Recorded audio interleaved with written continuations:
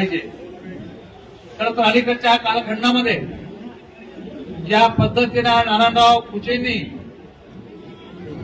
या आपल्या कामाचा आवाका आणि वरच्या पातळीवर संबंध हे बघितल्यानंतर निश्चितपणे भविष्यामध्ये एक मोठी जबाबदारी, मी अत्यंत जबाबदारीने सांगतो, येणाऱ्या काही दिवसामध्ये अत्यंत मोठी जबाबदारी नारायणराव कुचेंवरती या ठिकाणी येणार आहे आणि त्यामध्ये निश्चितपणे आमचाही वाटा असणार आहे त्यांच्या मदतीमध्ये.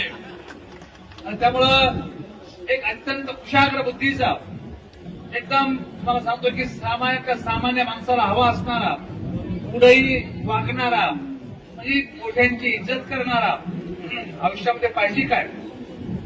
एवढा मोठा माणूस आमदार पदावर एक एक दोन दोन तीन तीन टर्म आमदार राहतो आणि तरी अत्यंत विनम्रपणे लोकांशी वागतो, मोठ्यांशी वागतो. आयुष्यामध्ये कोण कोणाला मागायला जात नसतं, कोण कोणाच्या दारात जाती नसतं मागायला.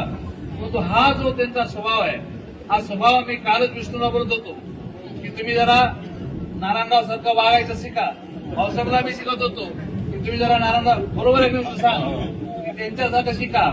शेवटी जे गर्विष्ठ असतात ना ते मग संपण्यामध्ये जमा होतात, त्यांना उतरणी लागते. मला असं वाटतं की निश्चितपणे माणसाने स्वभाव हा निर्मळ आणि स्वच्छ आणि चांगला ठेवला तर नारायणराव सारखे नेते या ठिकाणी घडतात. आता नारायणराव बद्दल बोलायचं तर सभा कुठं संपून गेली. आमची मंडळी होती त्यावेळेस बोललं असतं तर बरं झालं असतं.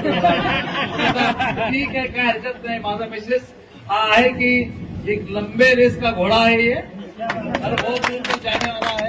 तो निश्चित रूपाने या निमित्ताने आपण असंच प्रेम नारायणराव या ठिकाणी करावं.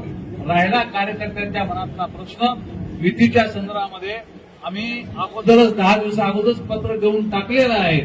त्यामुळे आता चेंडू तुमच्या कोर्टामध्ये नारायणराव, काय करायचं काय नाही करायचं, करायचं करा, नाही करायचं नाही करा. मंत्री आहे मी होणार नाही. ते देवेंद्रजी त्यांच्यावर एवढे खुश आहेत की देवेंद्रजीला वाटतं कधी होईल. आता एखादी विकेट पडली ही विकेट कोणा होणार आहे. चला मनपूर्वक शुभेच्छा आणि आम्ही वाढवतो. धन्यवाद.